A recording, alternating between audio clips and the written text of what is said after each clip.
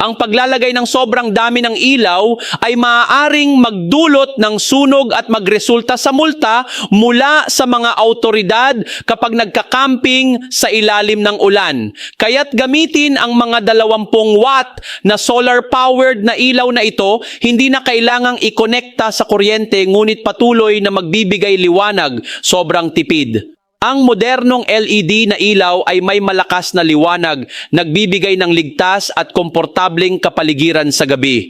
Huwag mag-alala kahit umulan o bumagyo dahil ito ay 100% water resistant.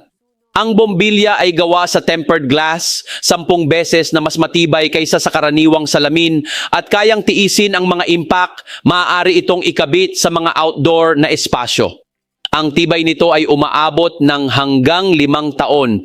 Ang produktong ito ay sertipikado ayon sa IEC standards para sa kaligtasan ng kuryente. May promo na bumili ng 4 na ilaw, makakakuha ka ng 4 pa at sobrang mura para sa mataas na kalidad.